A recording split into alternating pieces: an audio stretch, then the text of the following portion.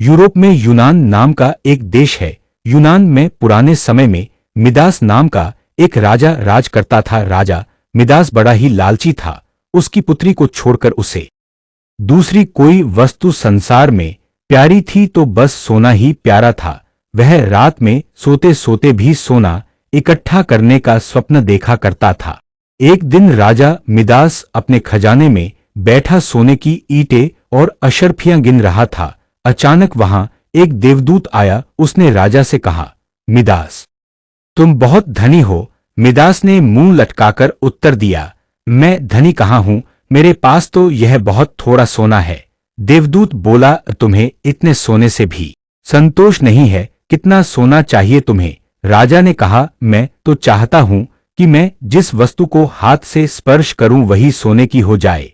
देवदूत हंसा और बोला, अच्छी बात है, कल सवेरे से तुम जिस वस्तु को छुओगे वह सोने की हो जाएगी।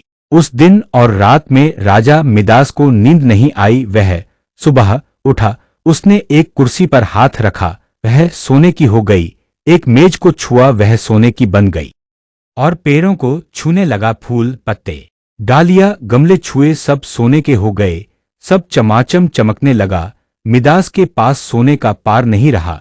दौड़ते उछलते में मिदास थक गया।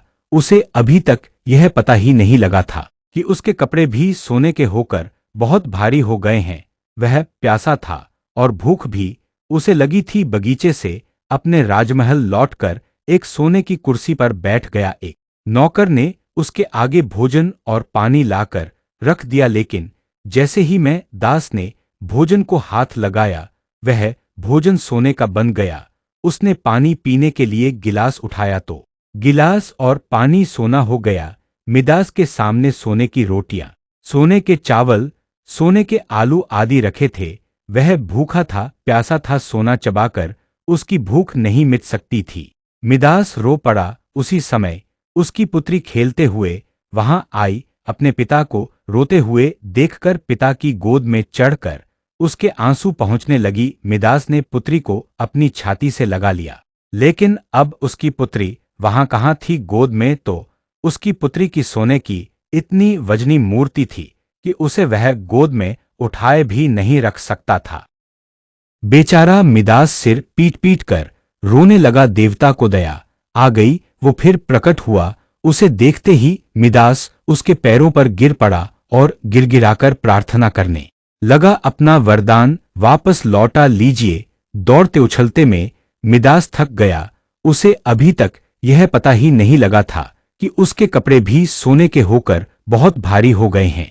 वह प्यासा था और भूख भी उसे लगी थी। बगीचे से अपने राजमहल लौटकर एक सोने की कुर्सी पर बैठ गया। एक नौकर ने उसके आगे भोजन और पानी लाकर रख दिया, लेकिन जैसे ही मैं दास ने भोजन को हाथ लगाया वह भोजन सोने का बन गया। उसने पानी पीने के लिए गिलास उठाया तो गिलास और पानी सोना हो गया।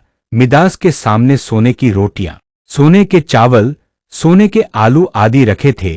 वह भूखा था, प्यासा था, सोना चबाकर उसकी भूख नहीं मिट सकती थी। मिदास रो पड़ा। उसी समय उसकी पुत्री खेलते हुए वहां आई। अपने पिता को रोते हुए देखकर पिता की गोद में चढ़कर उसके आंसू पहुंचने लगी। मिदास ने पुत्री को अपनी छाती से लगा लिया, लेकिन अब उसकी पुत्री वहां कहाँ थी? गोद में तो उसकी पुत्री की सोने की इतनी वजनी मूर्ति थी